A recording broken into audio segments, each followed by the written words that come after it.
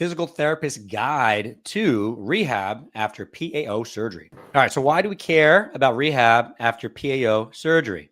So first and foremost, physical therapists should be adept with rehab after all orthopedic surgeries that they treat. The thing is, PAO is a fairly uncommon procedure. I didn't learn what a PAO was when I was in physical therapy school. The first time I saw it, I was like, what the heck is this? Right? And the problem there is it has a specific and unique rehab. And your rehab is going to influence patient outcomes. If you don't know what the heck you're doing, you might cause some additional injury for that patient. That's never a good thing. So we really need to have proficiency treating all things, PAO especially. So to summarize, today we're going to go over first, what does the literature say about post-operative management of hip dysplasia? Do we have any really good studies that guide us? And then we're going to go over principles of rehabilitation. And those principles are going to be discussing weight-bearing guidelines, range of motion restrictions, hip flexor protection, strength and neuromuscular control, cardiovascular exercise, and return to sport. What's going on, guys? My name is Dan Pope, and this is Kevin Coughlin. We are physical therapists. As always, we are delving through the medical literature, picking out the most prominent things that you need to know, adding our clinical experience, sharing it, and hoping that you learn a little bit. And the first thing I'm going to open up with is a little bit of disappointment. And I apologize this, but there's no clear consensus of rehabilitation protocols out there after patients have PAO surgery. So we're going to discuss today a Delphi statement.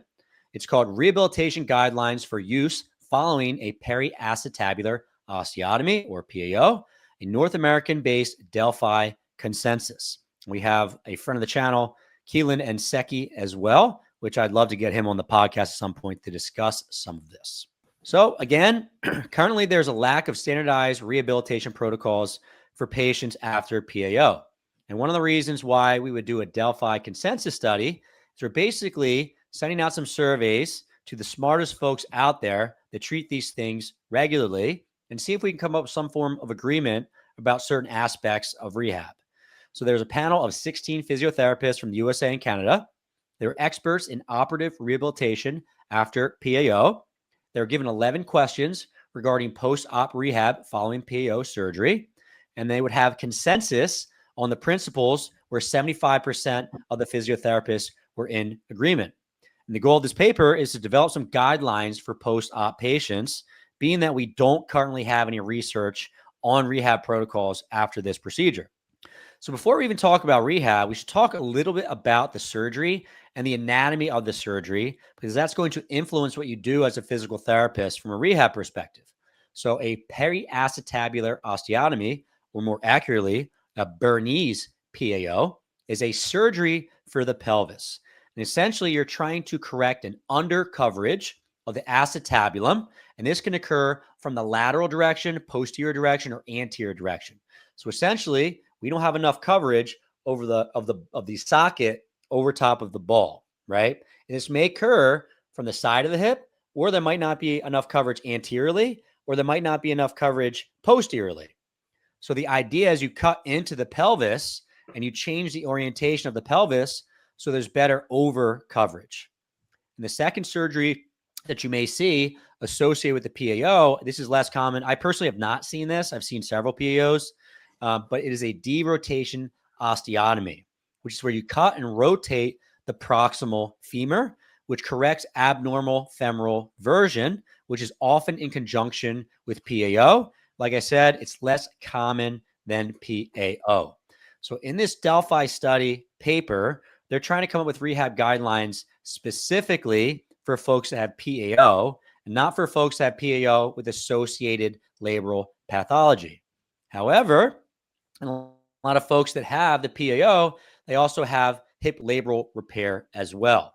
Now, if you're listening to this, I recommend at some point checking out the video version, but I have a few images here that show the surgery itself. So this image on the left here, you can see they actually cut into the pelvis and they bring the socket down to get better coverage of the socket over top of the ball. And they can do this from the side, as seen in this image, or they can do that more in the front or in the back, depending on what the individual presents with. Hey there.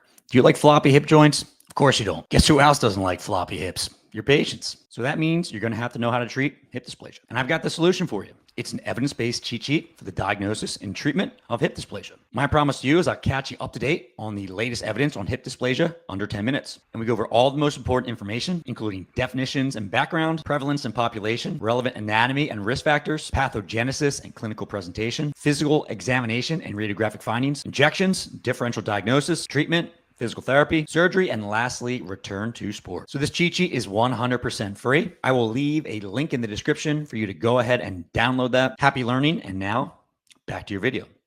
So the second surgery that's important to think about when folks have PAO procedures is going to be hip labral repair. Usually this is done arthroscopically and it's done in conjunction with the PAO. Sometimes it's done with two surgeons, and sometimes not.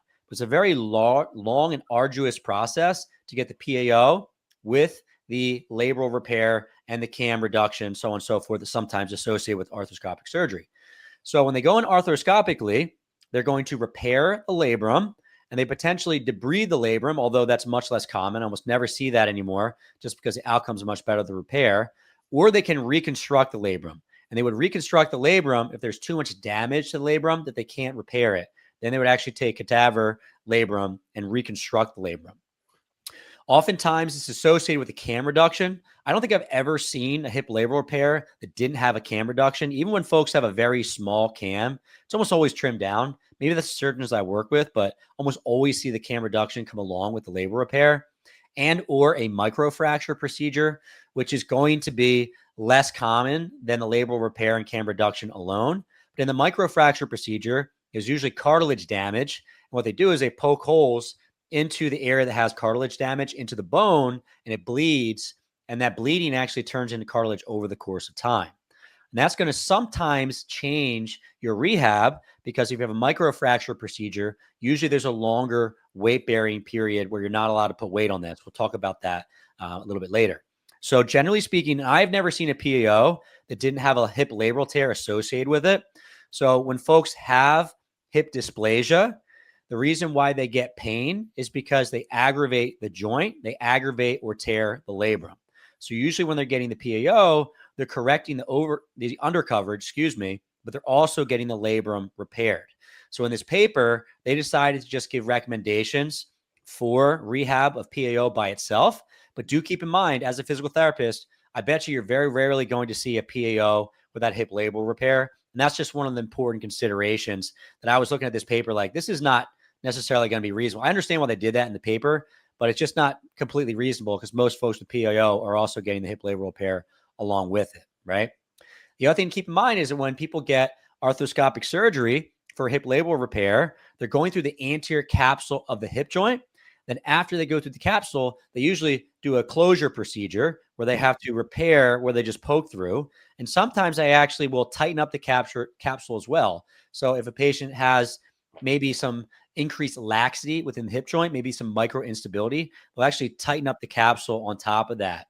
And that's important to just keep in mind because it's going to influence what you do from a from a rehab perspective. Anything to add before we move on, Kevin? Yeah, I just think it's interesting how the labrum and the cam morphology can be seen in both FAI, hip-related pain, and hip dysplasia, because they seem like two very different opposite things. One is like a lack of mobility and more so like that bony overcoverage that we often think about with FAI, and then hip dysplasia, the more less overcoverage, more instability. But over time, they're both leading to these very similar things. So I think it's good to have on the radar because we could be seeing people who we think might be more in that FAI category, but maybe they're not. Maybe they're more in the hip dysplasia category, and might need to see a surgeon who specializes in PAOs. So it's just interesting how they're both a little bit different, but similar in some ways. Yeah, I think I'm guilty of misdiagnosing folks with, the two pathologies that scare me that I may have potentially missed in the past are hip dysplasia, because it does present very similarly to folks who have FAI, although usually with dysplasia, there's more range of motion. The second one is femoral neck stress fractures, which I'm hoping I never have missed one of those but I'm just kind of going back in my Rolodex of patients I diagnosed with FAI that were runners. And I'm like, oh God, I wonder if I had missed that, because that was something that wasn't on my radar initially. And at some point we'll go over bone stress injuries and stuff. But I think for now, those are two prominent diagnoses you don't want to miss, because, they're treated differently. And then one has some pretty dire circumstances if you miss it, right? So the first thing we're trying to figure out is, what should our weight bearing restrictions be after surgery?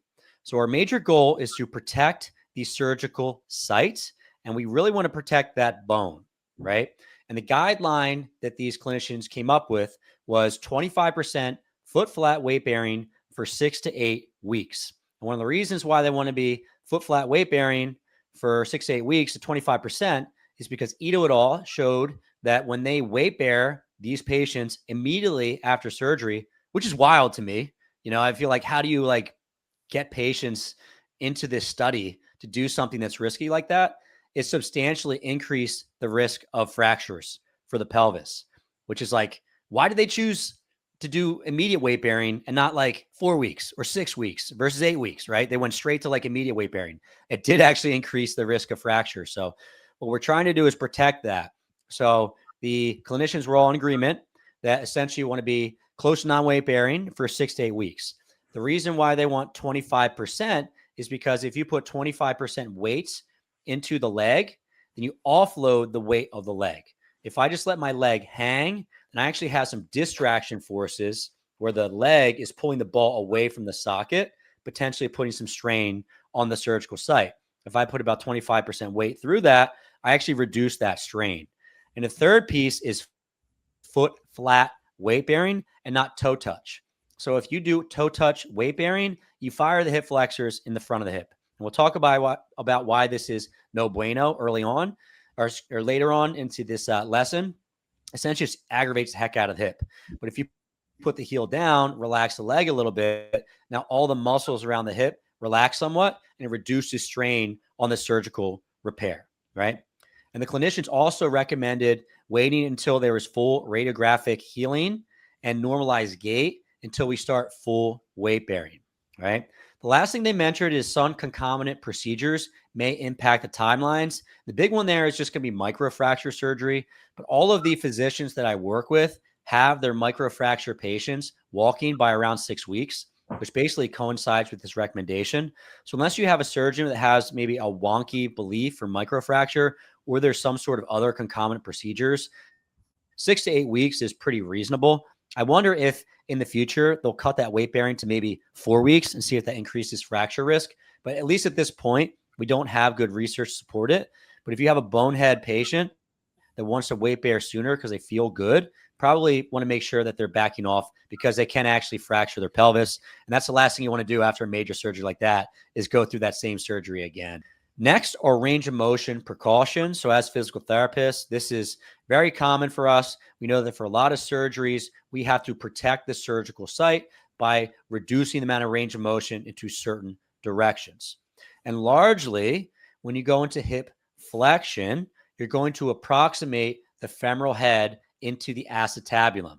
And we just had surgery on that acetabulum. So you may see a recommendation from surgeons, and this is what these experts were in agreement with, of a limitation of hip flexion for 90 degrees for 4 to 6 weeks, right? You also may see a limitation external rotation of 20 degrees for 4 to 6 weeks. And this is because when we go into external rotation, it's going to push the ball forward in the socket, strain that anterior capsule where you just had arthroscopic repair of that capsule. And then we follow this up by progressive pain-free restoration of range of motion. If we want to stretch these patients, and sometimes we don't have to, because keep in mind, when we have dysplasia, this is going to be coming from a lack of bony congruency. So they're already loose patients. End range stretching may not be appropriate, but we can begin that between 8 and 12 weeks. I just recommend that you measure someone's range of motion prior to stretching them.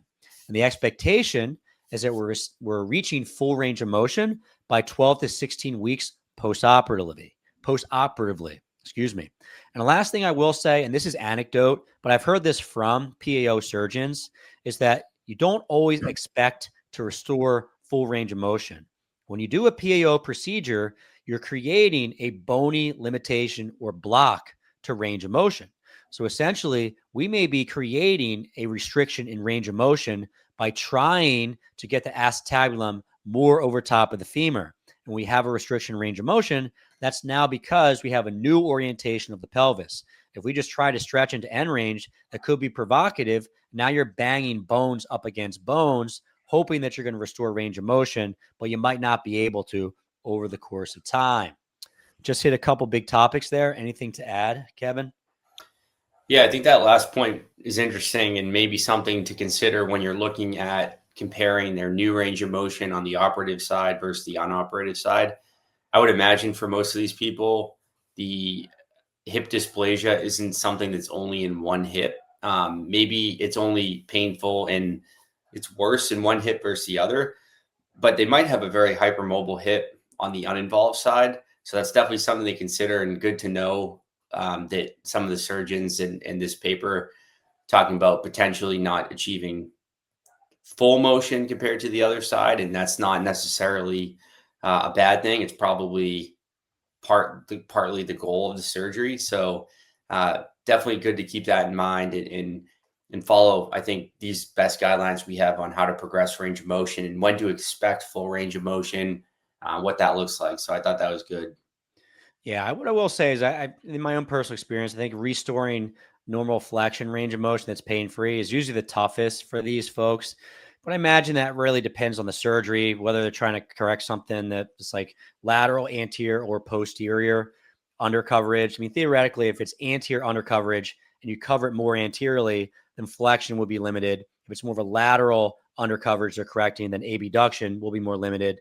And if you're actually doing it posteriorly, then maybe hip extension is going to be more limited. So it really depends on the surgery. But I would say that for most of my hip labral repair patients, that range of motion comes back relatively quickly. And I never feel like I have to be aggressive with range of motion. But once I get to 3-4 months out, I do feel like, all right, this is limited. We can kind of push it a little bit more because you can injure, or I don't know if injure is the right word, but irritate the patient's hip if you push that too soon. All right, and we already covered some of this, but some of my personal thoughts. So if I go into hip flexion and internal rotation, that's going to approximate the femur and the acetabulum. And this is usually going to be limited in folks that have CAM morphology in particular, just because the CAM morphology limits hip flexion and internal rotation. If I go into abduction, external rotation, and extension, that's going to stretch the anterior capsule and stretch the anterior labrum.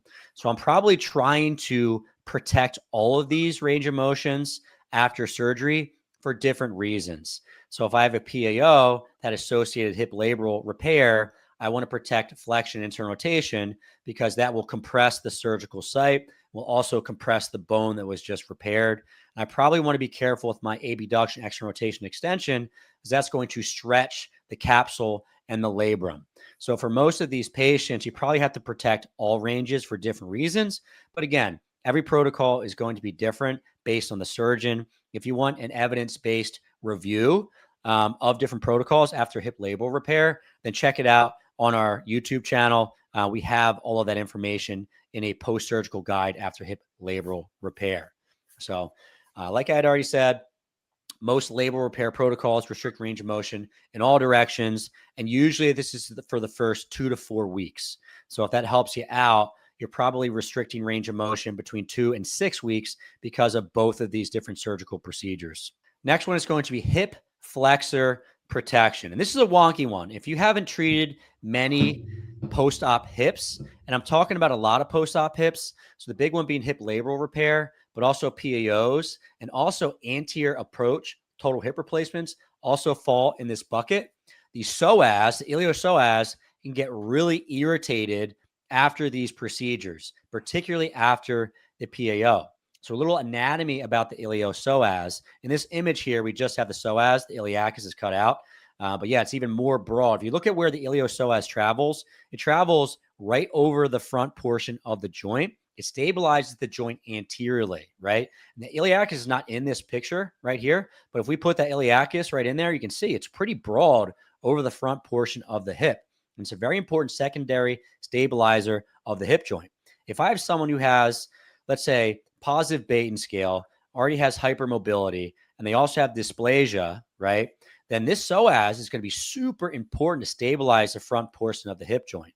So one of the thoughts is that folks that have PAO or folks have hip dysplasia and micro instability, the psoas can get very irritated just because it's trying to make up for a lack of stability within the joint from a bony perspective and a capsular perspective, right?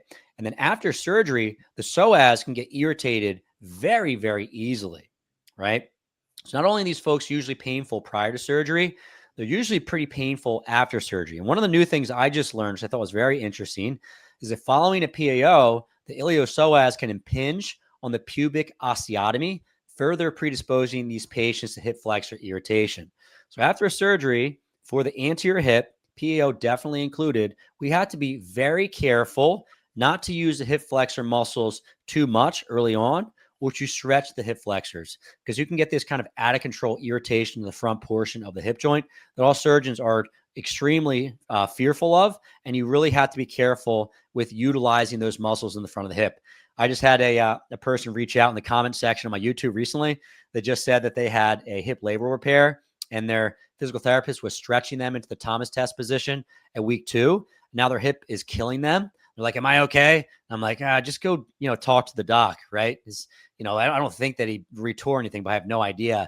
And that would probably be a bit of a no-no for me. I wouldn't want to do that that close after surgery, but who knows what the doctor actually thinks, right? So I can't necessarily speak for YouTubers out there. They're trying to rehab themselves. Go talk to your doctor, go talk to your physical therapist. But is a common mistake that I end up seeing is that folks overdo it with stretching the front of the hip and doing hip flexor exercises too early. And these experts do want you to limit the amount of hip flexor activity you do early on, right? So essentially, progressive loading the hip flexor complex should be done cautiously, starting with gentle isometrics and short lever active assist range of motion at 4 to 8 weeks as tolerated. When avoid long lever hip flexion until 8 to 12 weeks. So basically a straight leg raise, right? And when I saw this, the first time I saw this, I was like, wow, that's really, really conservative.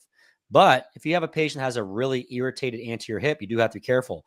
And the last patient I just treated after a PAO, we had a heck of a time getting the front portion of the hip to calm down and strength train those hip flexors. But we did actually reach symmetry of strength by about 6 months out. And early on, I thought that was never going to happen because it was so painful and irritated. We have to be very, very careful. And I would always ask questions about how does the hip feel during the hip flexor exercises? How does it feel at night? How does it feel the next day? Let's just be careful that we don't over aggravate this, right?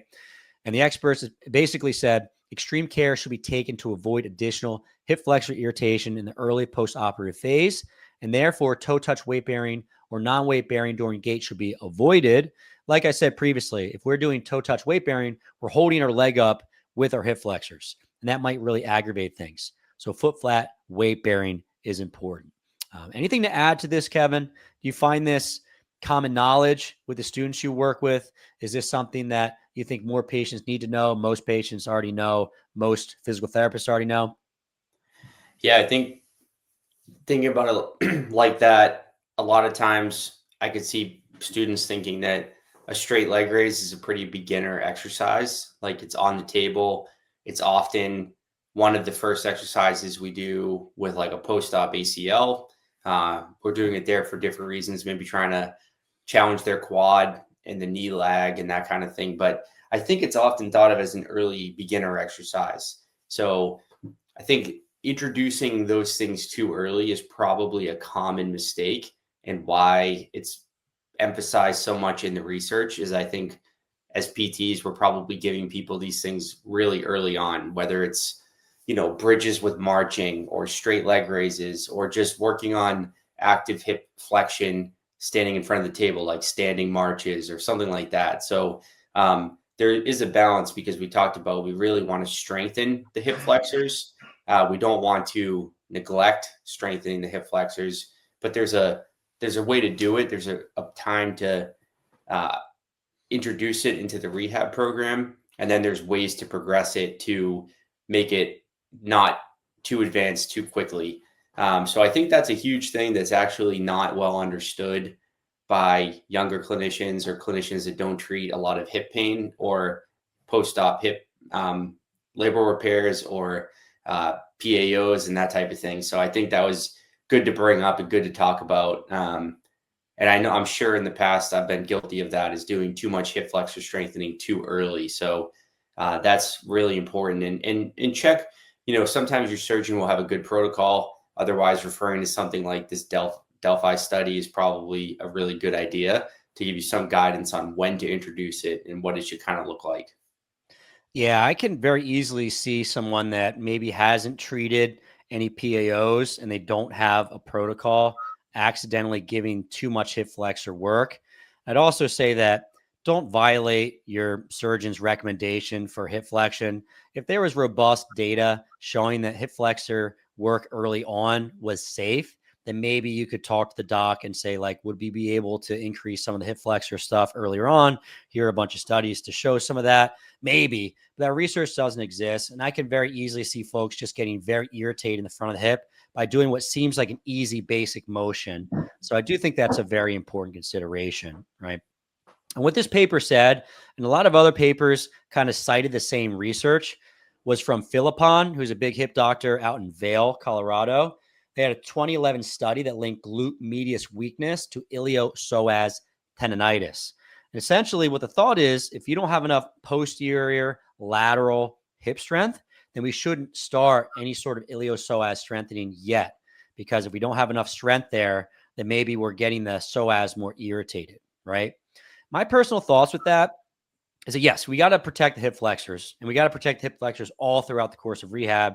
I've had PAO patients where we're 6 months out and we're still being a little bit cautious because they can get pretty cranky.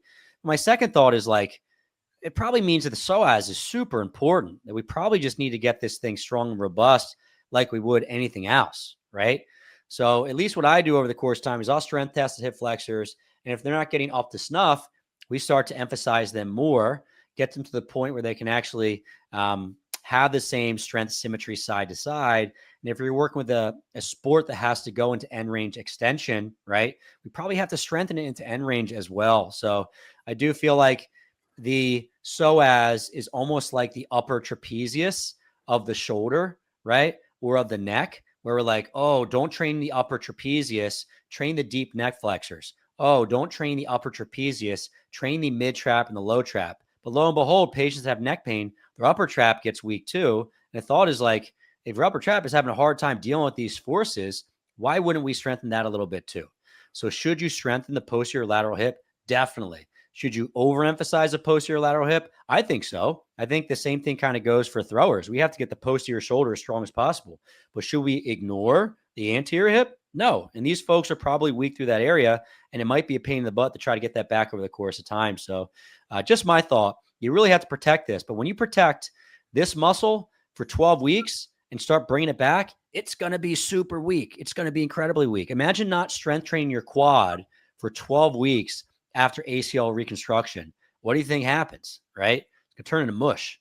Same thing happens with these hip flexors. So that's just a little anecdote from my experience there, right? So they recommend utilizing glute and glute medius exercises early that minimize hip flexor activity early on. There's actually quite a few studies out there. If you go to Open Evidence, if you've never used Open Evidence before, it's an AI tool for healthcare providers. You just need to have an MPI number. You can research exercises that have high glute and glute medius EMG with low hip flexor activity. There's a whole bunch of studies on this. I did a video on this myself, which you can check out. Just throw that into the YouTube search for hip flexor exercises. So we're trying to train that posterior lateral hip without over activating the psoas, right? And some of the examples would be performing sideline abduction with the hip in neutral or into internal rotation, as opposed to slipping the hip into external rotation where the toe is facing up, because that's going to activate the psoas a little more. So some of my post-op patients, I'll just make sure that toe is facing straight ahead or slightly down, so we're not overdoing it with the psoas, right?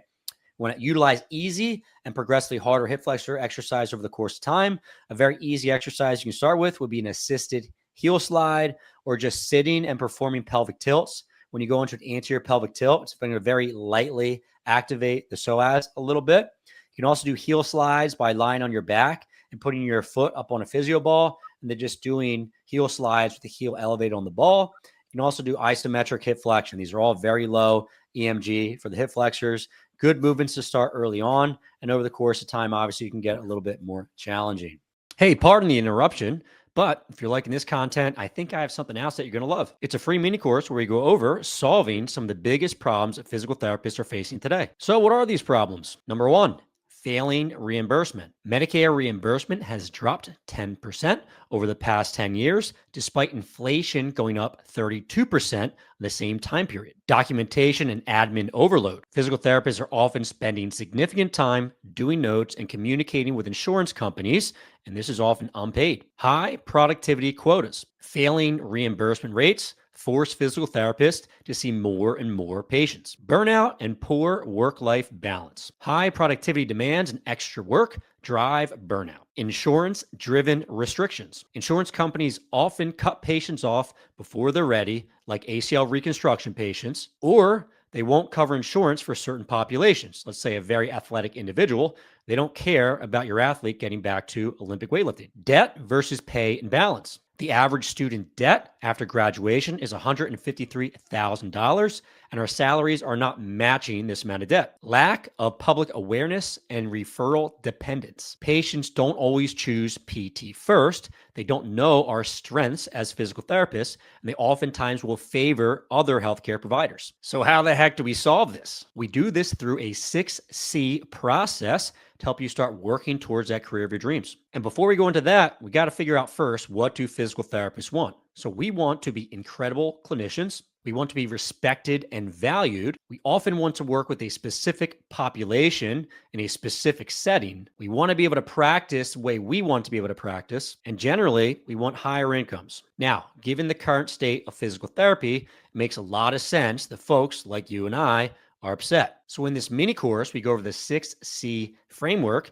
to get off the hamster wheel. It starts with clarity. What is the ideal patient that you want to work with? Next is connection. How do we become part of their community? Next is captivation. How can you help them with their specific problems? Next is competence. You have to learn how to treat these patients inside and out. Next is building confidence. That comes with time and reps, because perfect practice makes you perfect. And lastly, compensation. You want to get paid what you deserve. And this mini course will start you on your journey there. I help you to transform your career, start doing more of what you love and less of what you hate. This mini course is 100% free. And better yet, if you finish the course and then finish the quiz afterwards, which is nice and short, you can get 3.2 CEUs for physical therapists, physical therapy assistants, and athletic trainers. Again, it's 100% free. I'll leave a link in the description. Go ahead and click on that and download it, and I'll see you inside of the mini course. Now, back to your program. So hip flexors aren't the only thing that's important. We also want to strength train the rest of the hip. So point 4, where clinicians were all in agreement with, is you need to work on strength and neuromuscular control. And here's a stat that I found interesting. 1 year following PAO, patients exhibited between 13 and 34% weakness in hip flexion and abduction strength compared to healthy controls. Now, to me, yes, we have to bring back the strength, but this just highlights the point that hip flexors get weak too. So we can't ignore the hip flexors, but we have to put attention towards all the muscles around the hip, particularly the posterior and lateral hip, right? So some exercise progressions you can consider for the core and the glute medius are progressing from non-weight bearing to single leg weight bearing. And the progression they used in this study was doing a double-legged glute bridge with band abduction, progressing to sideline abduction, progressing to bird dog exercises, and then progressing towards single-legged exercises. So essentially it's non-weight bearing. We're limiting that compression at the hip. And as patients progress over the course of time, we work into weight bearing, which is obviously more functional, a little bit better for sport, right? Another progression for the core and glute medius, progressing from non-weight bearing to single-legged weight bearing, would be hook line transverse abdominis contraction with upper extremity flexion. So keep in mind, the orientation of the pelvis is going to be very important when eventually we're doing running, jumping, changing direction. A lot of that control comes from the core itself. So early on in these patients' protocols, we should be working on the core and core control, because eventually that's going to help them out with doing things like running, jumping, changing direction, right? Second exercise, a hook line transversus abdominis, contraction with bent knee fallout. I see this in pretty much all of my post-op hip labral repair patient protocols. It's a decent one, but it's very easy. Patients are usually like, why are we doing this? Like 2 weeks into the rehab protocol, right? The next example they gave was a primal push-up, which is basically someone in quadruped and pushing their knees up off the floor, going to a bear position, kind of like a shortened lever plank, and then progressing your way into a long lever regular plank, and eventually working into side plank variations. And I think lastly, you would be doing single-legged stance exercises, things like farmer's walks, things like hip hikes, that type of thing. Single leg weight bearing exercises should be started around 6 to 8 weeks, with the goal being to control hip adduction and rotation. If you think about the mechanism of injury for hip labral tear patients, usually it's too much and uncontrolled hip adduction and rotation. So we're choosing exercises that help us to control those motions. So some recommended exercises would be single-legged stance, lateral step downs, single-legged squats, and single-legged Romanian deadlifts. We're just teaching our bodies to control these motions well. Some personal favorites. So these weren't included in the study specifically. Some of them were. They're just ones that I include in all of my hip pain patients for the most part, particularly folks that have FAI or dysplasia, are things like step-ups, single-legged squats, single-legged deadlifts, and lunge variations. Almost every single lower extremity patient I have is going to be doing these exercises. Another set of exercise I love for these patients are going to be hip drop and airplane variations. So imagine just balancing on one leg and then dropping your contralateral hip. So we're working on controlling hip adduction. And I love airplane variations because you're controlling hip flexion and rotation. You're basically adding control in the frontal and transverse planes at the hip. And that's going to be very important for long-term health of these folks for their hips, right?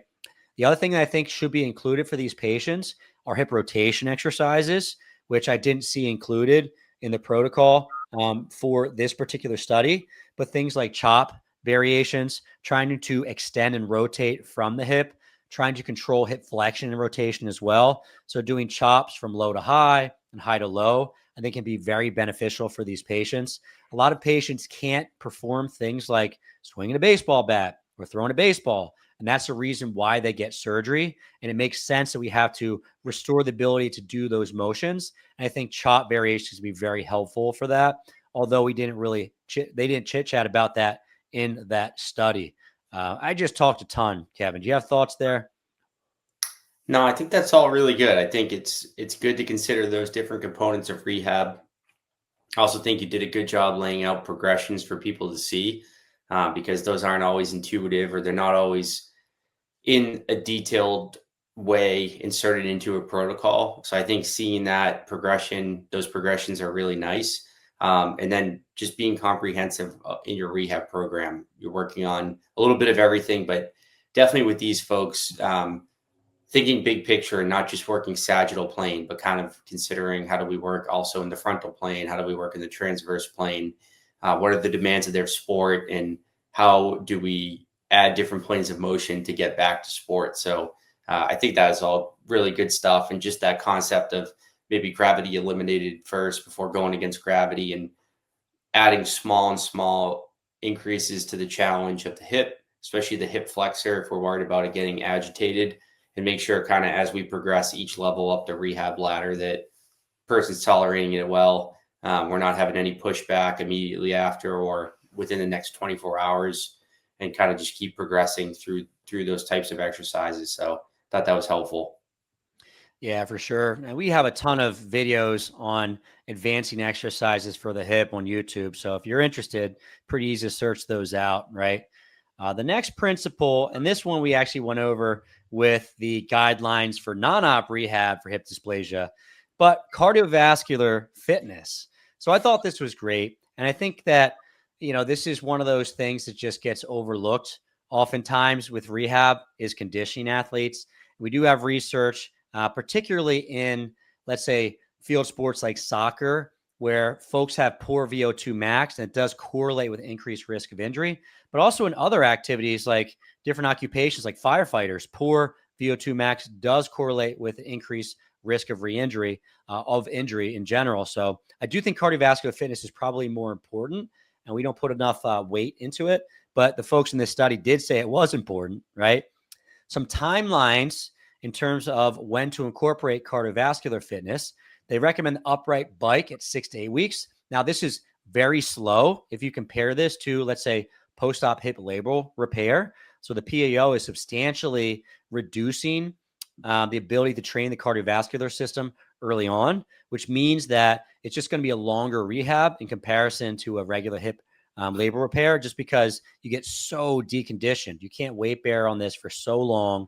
You can't condition this for so long. You just have a higher mountain to climb to get back to sport, right?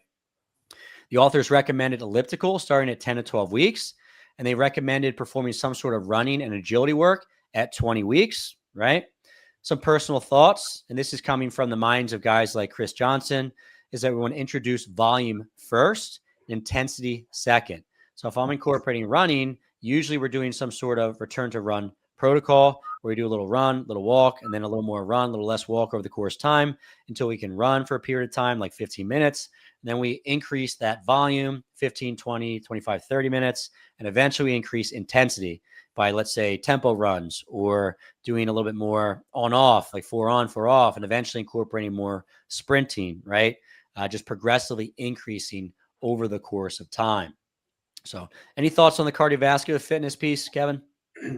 Yeah, I think you nailed it there. I think it's that concept of introducing volume first and then intensity is generally how we do it and how hear other people talking about it. And I think it's just, can you get up to a certain chronic workload?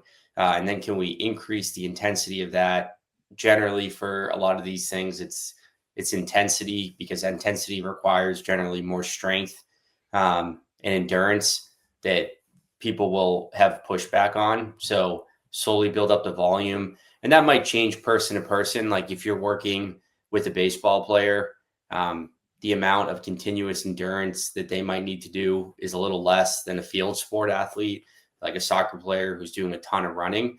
So you could consider that in your rehab programs too. Like if you're training a soccer player, they need to build up to probably at least 30 to 45 minutes of continuous running, both for a hip rehab standpoint, but also to get used to spending that much time on their feet while running.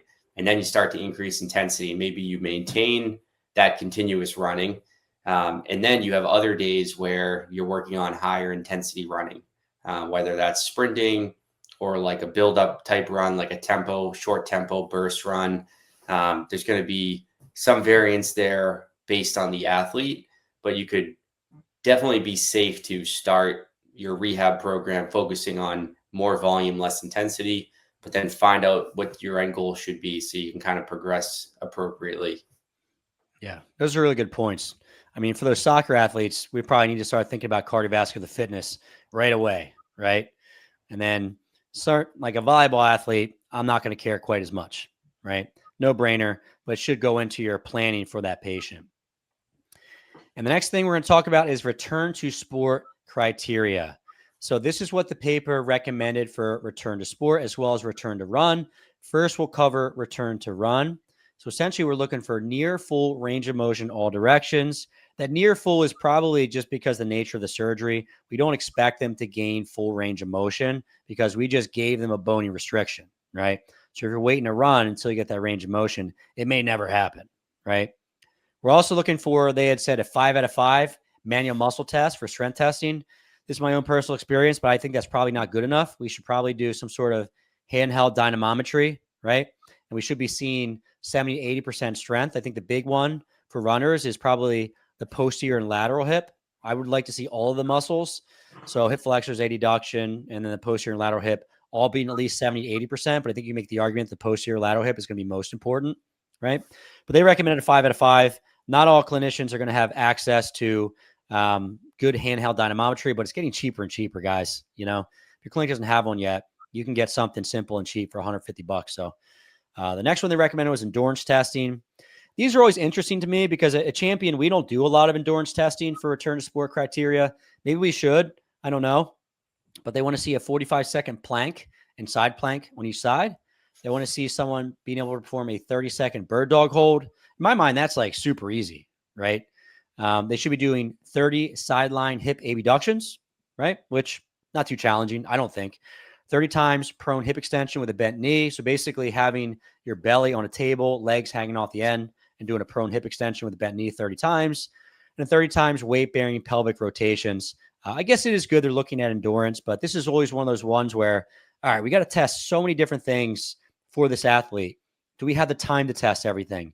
Some of these endurance tests sometimes fall off my radar. Are they important? Probably. But I would also say that there are other more validated tests that you see in other injuries, like ACL reconstruction, like hop testing, that are probably going to be more valuable, right? They also had some functional testing. So 10 by 8-inch lateral step down with body weight, 10 times single-legged squats with body weight, 30 times forward and lateral step and holds, 85% limb symmetry during wide balance test, and a 15-minute walk with self-selected pace. I actually thought those were pretty good tests too, just because, my favorite one is the 15-minute walk. So if you can't handle 15 minutes of walking, you shouldn't be doing 15 minutes of running, right? Any thoughts on the return to run criteria before we go into the return to sport criteria, Kevin? Yeah, I think that's all decent. Like, they're definitely trying to establish some robust guidelines between endurance, strength, stability, that type of stuff. I think there's nothing wrong with that. I think like we've talked about, probably some tolerance to low level plyos, I think would be good, just to get used to those foot impacts. But I agree with you. I think definitely should be able to tolerate walking, and some of those other exercises. You're getting a little lens into their endurance capacity in certain muscle groups. So I think overall pretty solid. Yeah, I think if people have been watching us for long enough, we just have our own progression that we like at Champion. And usually we're incorporating some plyometric exercises a little bit sooner, right? Before we start running, just because if you're doing bilateral pogo hops, the strain that's going through the surgical repair is going to be probably much lower than doing just regular slow speed running, right? But then most of these protocols we're seeing, they usually do in the opposite direction. They do run, then plyometrics. And they'll start the plyometrics with agility, which is kind of like, if you're looking at the strain on the surgical repair, it doesn't necessarily, it's not progressive in nature. It's kind of like up and down, right? As opposed to a linear increase, trying to match that acute to chronic workload ratio, slow progression as much as possible. Hey there, you little learner. Do you like this content and want to go a little deeper with that learning? You should join us with our online community, Insiders Academy. It's our premium subscription membership to help you become a better coach and clinician. We do a lot of good stuff at Insiders. We fill in those gaps in knowledge that school didn't teach you. We go over things like exercise technique and prescription, programming, periodization, strength conditioning principles, and advanced rehab. Let's get you proficient there. We also help to keep you up to date on the latest medical literature, even if you don't have time. And we do this with cheat sheets. And these are PDF downloads that catch you up to date on a given topic in under 10 minutes. And we've got a lot of them, over 50, and we're constantly updating them and adding new ones. It's pretty much the exact same thing as downloading all of our knowledge directly into your own brain.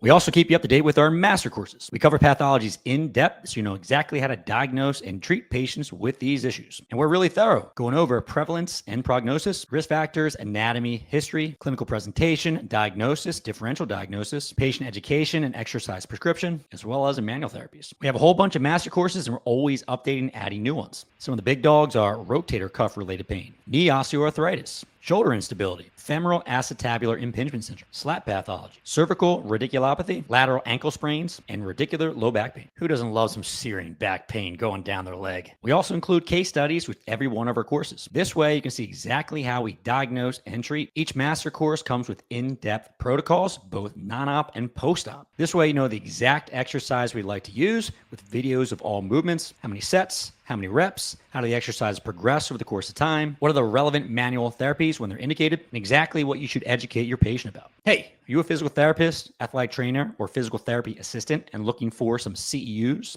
Well, we got you covered, and you can even earn CEUs for watching the content you're watching right now. Finish up the master course, take the exam, get the CEUs. Easy peasy. With Insiders Academy, you also have community access. Basically, you can have all of your questions answered by me and the rest of our team at Fitness Pain Free. This way, as you go through the learning and you have a question, you Get it answered. Best of all, you get started with Insiders Academy for just $1 for a week-long trial. After that, it's $25 per month. If you want to save 2 months, get them for free, then sign up for the yearly membership. I'm going to leave that link with a discount in the description below so you can check it out, and I'll see you there. Now, back to your learning. Return to sport criteria. So your athlete has gone through the return to run criteria. Now when we return to sport. So essentially, we want to have some good outcomes from a self-reported function perspective. So 95% on the HIP outcome score for activities of daily living, as well as the sports subscale, 95% on the activities of daily living scale, 90% on the sports subscale. We're also looking for full and symmetrical strength and range of motion. So close to 100%, if not 100%. I think you can make the argument that if you have a very, let's say, one-side dominant sport, then you may actually want one leg to be stronger than the other. I think that the common sport we think about is the thrower's upper extremity.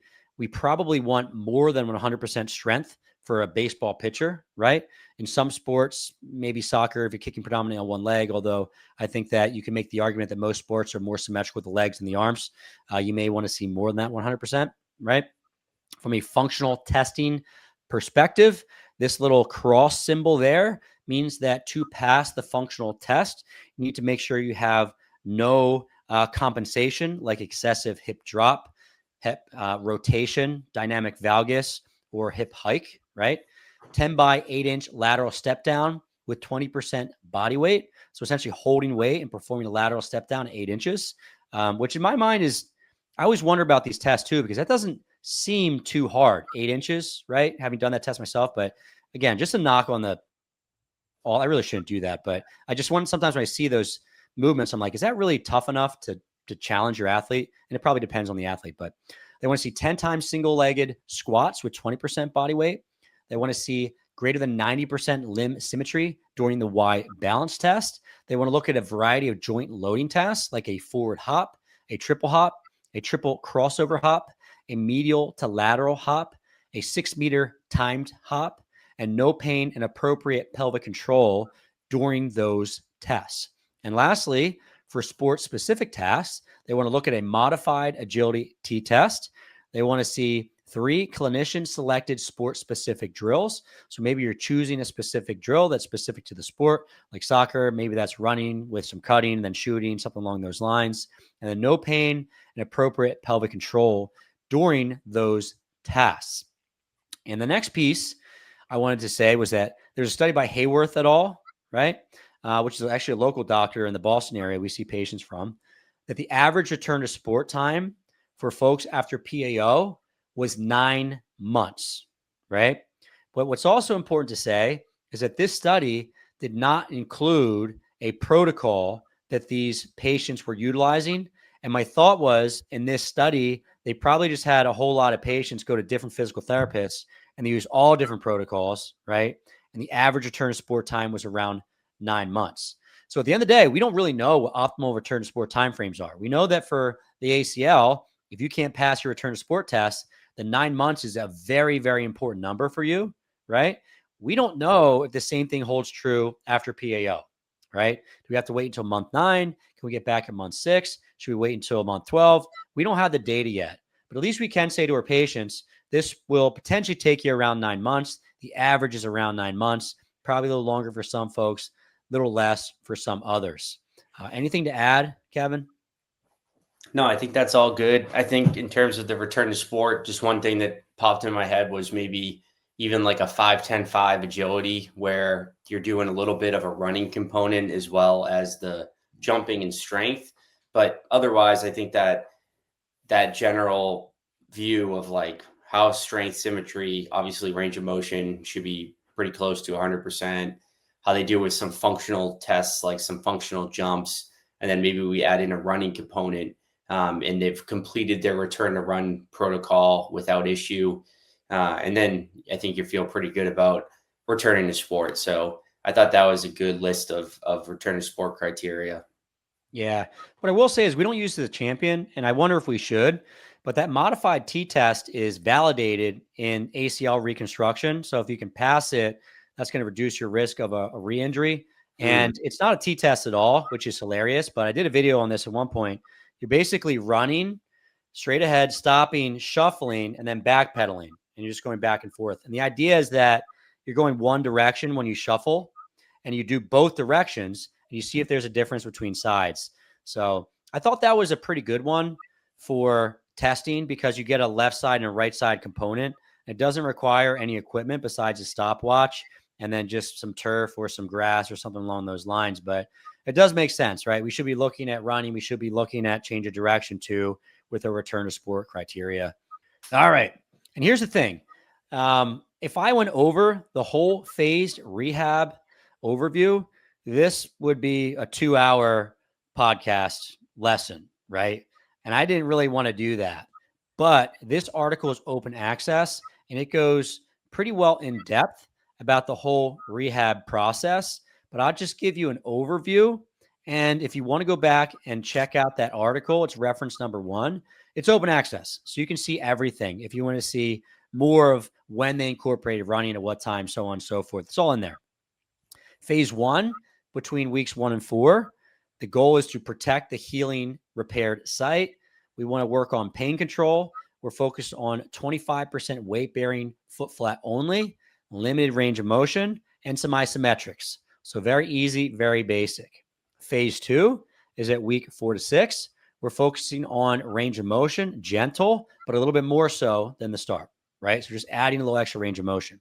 We're also in a lumbopelvic neuromuscular control phase. So probably working on things like supine pelvic tilts, core bracing with a bent knee fallout, so on and so forth. So we're not weight bearing at this point, but we are starting to work our neuromuscular control. Phase 3, weeks 6 to 12, we're focusing on a little bit more strengthening because at 6 to 8 weeks, we're starting to weight bear. So we can start to do bilateral exercises, progressing to single leg exercises. We're incorporating the bike and the elliptical, and we're normalizing gait. And essentially, we start bike before elliptical. Phase 4, weeks 12 to 20, we do our advanced strengthening and dynamic control. In my mind, this is where we're starting to really hammer things like deadlifts, squats, single-legged deadlifts, single-legged squats, step-ups, lunges. We're hitting those isolation exercises hard because we're trying to gain symmetry of the hip side to side, right? Phase 4, weeks, I just did that one. Phase 5, weeks 20 to 26, we're incorporating running, agility, but no cutting and pivoting, which is hilarious to me because agility to me is cutting and pivoting. So it's just like a difference in like semantics. I don't even know what they're talking about when they say no cutting and pivoting. But largely to me, agility is cutting and pivoting. The way we do it is we start with easy bilateral pogo jumps, plyometrics. We progress to a return to run phase. And if that's being tolerated well, then we introduce low-level agility drills. And then eventually we introduce lower-level sprinting drills. That's kind of our favorite progression, right? But again, they don't have all the specifics, and some of the specifics actually seem a little backwards to me, right? So I'm not really sure what's going on there. And then phase 6 at 26 weeks plus is going to be full sport participation with hop tests and sport-specific drills. And again, if you want the paper, it's open access. It's going to be reference number 1. You can find all the references on the website with this particular episode. All right. Any thoughts there, Kevin? Yeah, no, I think that's a nice progression. I think it kind of gives you some idea of the weeks, but like you said, there maybe are some either inconsistencies or things that we just would like explained a little bit more in detail, but otherwise really good, probably worth checking out that paper and just kind of looking at those phase progressions. So I thought that was really helpful. And so if you guys want to support the channel and earn some CEUs for watching this material, then I highly recommend Fitness Pain Free Insiders Academy. It's $1 for a week trial. It's about as cheap as you'll get for CEUs. You can earn the CEUs for consuming this exact content. We also go over case studies as well as protocols for patients after they've had hip dysplasia and or PAO. So check it out. I'll leave a link in the description. And if you guys want to continue the learning in a completely free way, I have a video that's going to be directly over top of Kevin's head where we go over post-op rehabilitation after hip labral repair. So these guidelines were all about PAO surgery. This upcoming video is about hip labral repair surgery, which is often done in conjunction with PAO. So you kind of have to know both. So click on that link over Kevin's head, and we'll see you there.